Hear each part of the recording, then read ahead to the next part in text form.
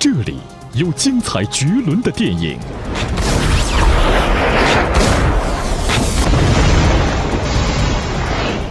这里有横跨东西的视野。这种东方的打坐，也给乔布斯提供了什么？提供了一种新的精神的力量和支柱。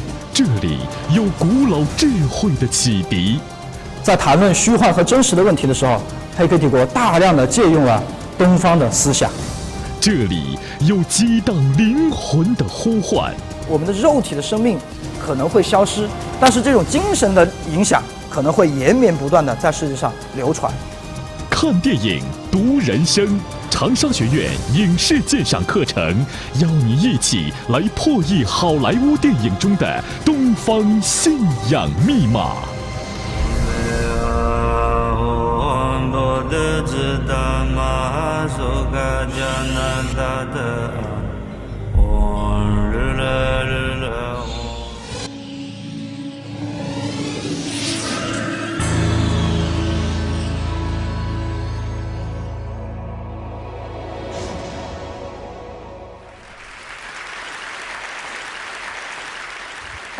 I have a question for you. Are you religious? Please raise your hand right now if you think of yourself as a religious person. Okay, let's see. I'd say about 3 or 4%. I had no idea there were so many believers at a TED conference. Okay, here's another question. Do you think of yourself as spiritual in any way, shape, or form? Raise your hand. Okay, that's the majority. My talk today is about the main reason, or one of the main reasons, why most people consider themselves to be spiritual in some way, shape, or form. My talk today is about self-transcendence. It's just a basic fact about being human that sometimes the self seems to just melt away. And when that happens, the feeling is ecstatic. And we reach for metaphors of up and down to explain these feelings. We talk about being uplifted or elevated. Now, it's really hard to think about anything abstract like this without a good concrete metaphor. So here's the metaphor I'm offering today. Think about the mind as being like a house with many rooms, most of which we're very familiar with. But sometimes it's as though a doorway appears from out of nowhere, and it opens onto a staircase. We climb the staircase and experience a state of altered consciousness. In 1902, the great American psychologist William James wrote about the many varieties of religious experience. He collected all kinds of case studies. He quoted the words of all kinds of people who'd had a variety of these experiences. One of the most exciting to me is this young man, Stephen Bradley, had an encounter, he thought, with Jesus in 1820. And here's what Bradley said about it.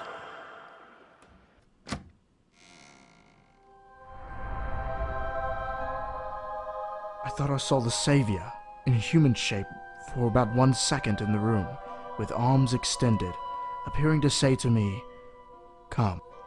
The next day I rejoiced with trembling. My happiness was so great that I said I wanted to die. This world had no place in my affections. Previous to this time I was very selfish and self-righteous, but now I desired the welfare of all mankind, and could with a feeling heart forgive my worst enemies. So note how Bradley's petty moralistic self just dies on the way up the staircase. And on this higher level, he becomes loving and forgiving. The world's many religions have found so many ways to help people climb this staircase. Some shut down the self using meditation. Others use psychedelic drugs. This is from a 16th century Aztec scroll showing a man about to eat a psilocybin mushroom and at the same moment get yanked up the staircase by a god. Others use dancing, spinning, and circling to promote self-transcendence. But you don't need a religion to get you through the staircase. Lots of people find self-transcendence in nature. Others overcome their self at raves. But here's the weirdest place of all: war. So many books about war say the same thing, that nothing brings people together like war, and that bringing them together opens up the possibility of extraordinary self-transcendent experiences. I'm going to play for you an excerpt from this book by Glenn Gray. Gray was a soldier in the American Army in World War II, and after the war, he interviewed a lot of other soldiers and wrote about the experience of men in battle. Here's a key passage where he basically describes the staircase. Many veterans will admit that the experience of communal effort in battle has been the high point of their lives. I passes insensibly into a we. My becomes our. And individual fate loses its central importance. I believe that it is nothing less than the assurance of immortality that makes self-sacrifice at these moments so relatively easy. I may fall, but I do not die. For that which is real in me goes forward and lives on in the comrades for whom I gave up my life. So what all of these cases have in common is that the self seems to thin out or melt away, and it feels good. It feels really good in a way totally unlike anything we feel in our normal lives. It feels somehow uplifting. This idea that we move up was central in the writing of the great French sociologist Émile Durkheim. Durkheim even called us homo duplex, or two-level man. The lower level he called the level of the profane. Now, profane is the opposite of sacred. It just means ordinary or common. And in our ordinary lives, we exist as individuals. We want to satisfy our individual desires. We pursue our individual goals. But sometimes something happens that triggers a phase change. Individuals unite into a team, a movement, or a nation, which is far more than the sum of its parts. Durkheim called this level the level of the sacred because he believed that the function of religion was to unite people into a group, into a moral community. Durkheim believed that anything that unites us takes on an air of sacredness. And once people circle around some sacred object or value, they'll then work as a team and fight to defend it.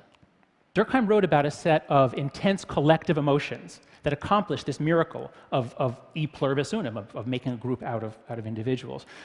Think of the collective joy in Britain on the day World War II ended.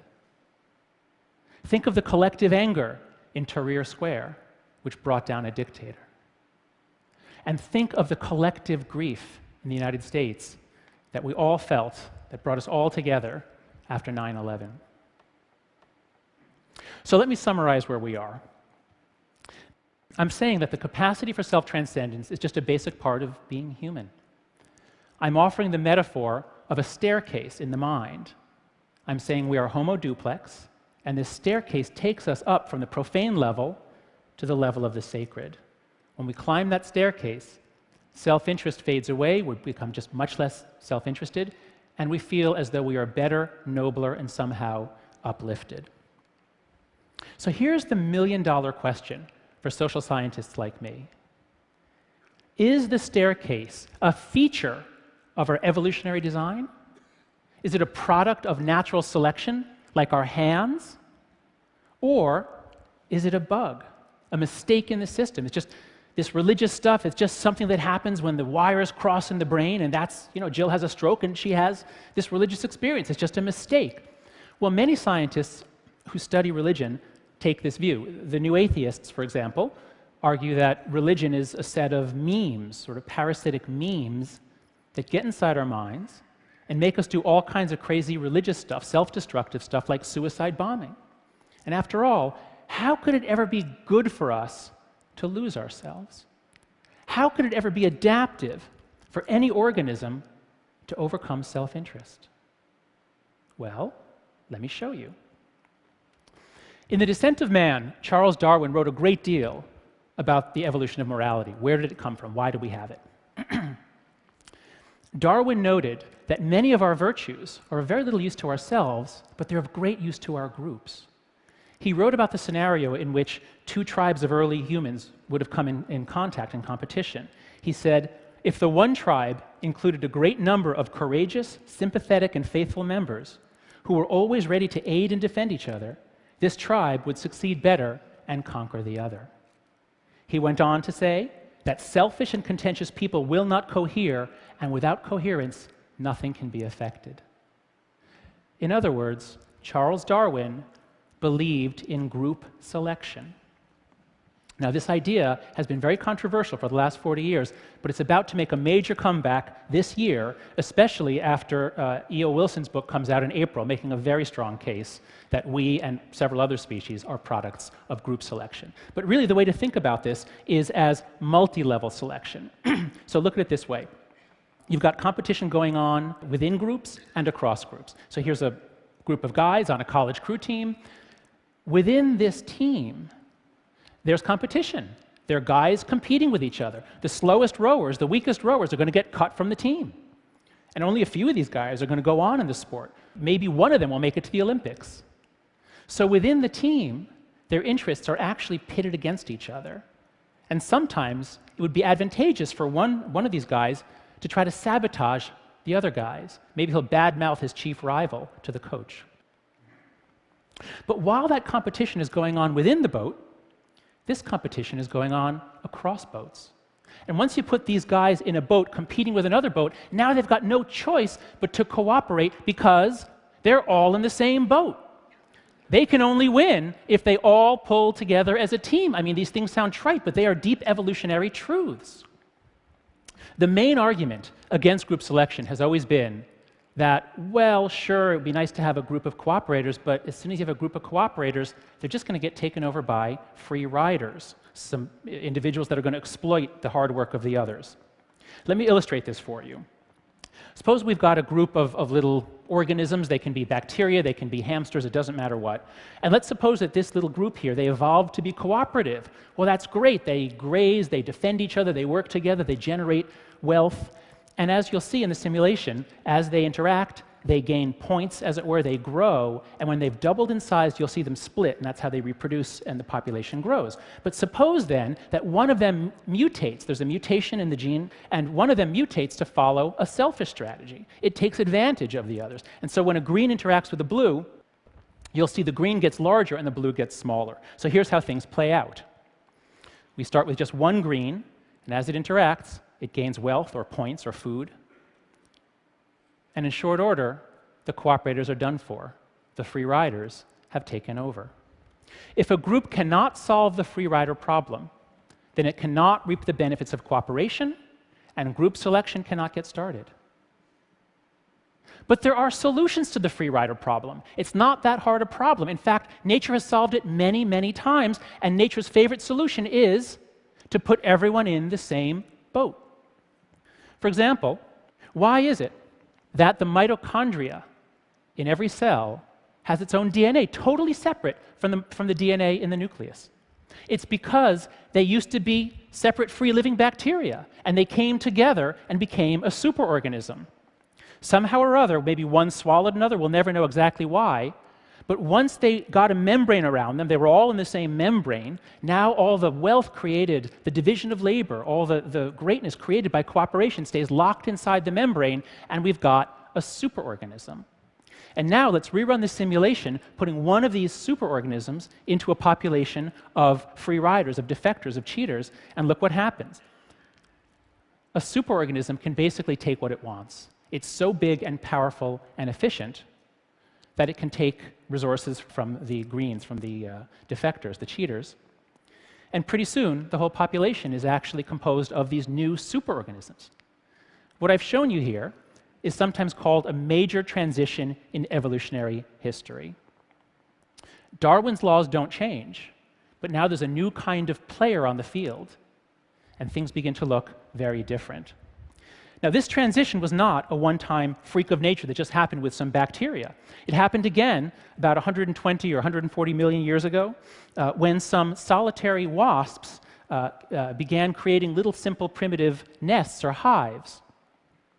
Once several wasps were all together in the same hive, they had no choice but to cooperate because pretty soon they were locked into competition with other hives. And the most cohesive hives won, just as Darwin said. These early wasps gave rise to the bees and the ants that have covered the world and changed the biosphere. And it happened again, even more spectacularly, in the last 500,000 years, when our own ancestors became cultural creatures. They came together around a hearth or a campfire. They divided labor. They began painting their bodies, they spoke their own dialects, and eventually they worshipped their own gods. Once they were all in the same tribe, they could keep the benefits of cooperation locked inside, and they unlocked the most powerful force ever known on this planet, which is human cooperation, a force for construction and destruction. Of course, human groups are nowhere near as cohesive as beehives. Human groups may look like hives for brief moments, but they tend to then break apart. We're not locked into cooperation the way bees and ants are. In fact, often, as we've seen happen in a lot of the Arab Spring revolts, often those divisions are along religious lines. Nonetheless, when people do come together and put themselves all into the same movement, they can move mountains. Look at the people in these photos I've been showing you. Do you think they're there pursuing their self-interest?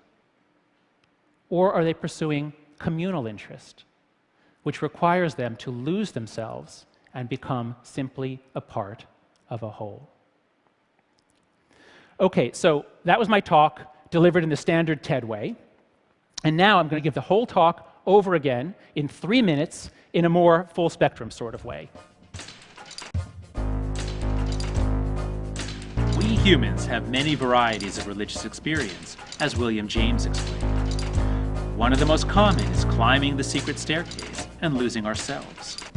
The staircase takes us from the experience of life as profane or ordinary, upwards to the experience of life as sacred or deeply interconnected.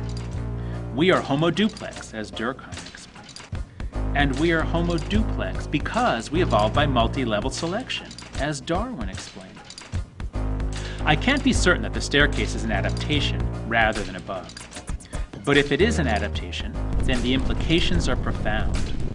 If it is an adaptation, then we evolved to be religious. I don't mean that we evolved to join gigantic organized religions.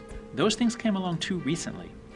I mean that we evolved to see sacredness all around us and to join with others into teams that circle around sacred objects, people, and ideas. This is why politics is so tribal. Politics is partly profane, it's partly about self-interest, but politics is also about sacredness. It's about joining with others to pursue moral ideals. It's about the eternal struggle between good and evil, and we all believe we're on the good team. And most importantly, if the staircase is real, it explains the persistent undercurrent of dissatisfaction in modern life. Because human beings are, to some extent, hivish creatures like bees. We're bees who busted out of the hive during the Enlightenment. We broke down the old institutions and brought liberty to the oppressed. We unleashed earth-changing creativity and generated vast wealth and comfort. Nowadays, we fly around like individual bees exulting in our freedom. But sometimes we wonder, is this all there is? What should I do with my life? What's missing? What's missing is that we are homo duplex, but modern secular society was built to satisfy our lower, profane selves. It's really comfortable down here on the lower level. Come, have a seat in my home entertainment center. One great challenge of modern life is to find the staircase amid all the clutter, and then to do something good and noble once you climb to the top. I see this desire in my students at the University of Virginia. They all want to find a cause or calling that they can throw themselves into. They're all searching for their staircase. And that gives me hope, because people are not purely selfish. Most people long to overcome pettiness and become part of something larger.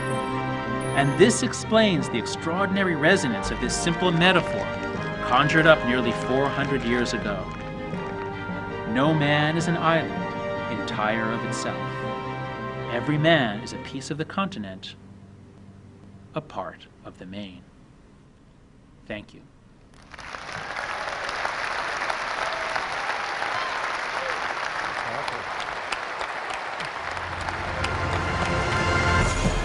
总之，今天课程中我们在讲，作为人的存在，人的精神是有一个层次啊。这个层次，不管是你把它比喻成3层楼也好，还是比喻成一个 staircase 一个阶梯也好，总之，我们的人他的精神生命不是像我们想象的那样是那么扁平的，它是一个可以提升的过程。在这个提升的过程中，最关键的一点就是刚才这个教授他讲到的。提升的最关键的一点是在这个过程中，我们变得不那么自私。其实这个问题一直很困扰我，就是我说我一直跟我母亲也会讨论这个问题。我说为什么人一定要有道德？为什么作为人一定要有道德？既然人是一个自私的存在的话，为什么人一定要有道德？那么通过今天的这个课程通过我看到这个片子，实际上我得到了某种程度上的回答。人之所以要有道德，是因为人为了要进化成为一个更高等的生物。实际上如果我们纵观整个进化史，我们能看到真正的能够进化的生物，它往往有一个特征，就是能够超越自己的局限。比如说，如果一条鱼，它如果要变成两栖动物的话，那么一定是有很多很多的鱼，它们从这个水里面要爬到岸上。对于这些鱼来讲，水是非常舒服的，非常 comfortable， 它们已经习惯了这个环境。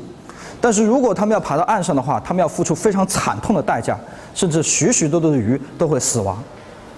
但是这个过程中，一定会有成功的这样的人留下来，然后慢慢的，他们就变成了一种新的、更高等的生物变成了两栖动物。所以在自然界的这个进化的过程中，我们能看到达尔文讲的物竞天择，不光是因为竞争而导致物种进化，更重要的一方面是因为这个物种本身它具有一种自我超越的这样一种能力和精神以及愿望。而这种自我超越的精神，如果我们没有一个自我超越的信仰的话，我们是不可能去追寻这样一条路的。因此我想在我们这个课上从下节课开始，我们开始去研究、去理解、去探讨，在不同的电影中所反映出来的人在攀登这个精神的过程中不断自我超越的这个过程。无论是在少年派中，还是在黑客帝国中，还是在云图中，我们都能看到片中的人物展现出了一种自我超越的精神。而这种自我超越的精神，就是我相信人活在这个世界上的意义所在，就是为了进化，就是为了迈向更高的一种生命形态。好，今天课到这里了，谢谢大家。好，谢谢大家，下周我们再见。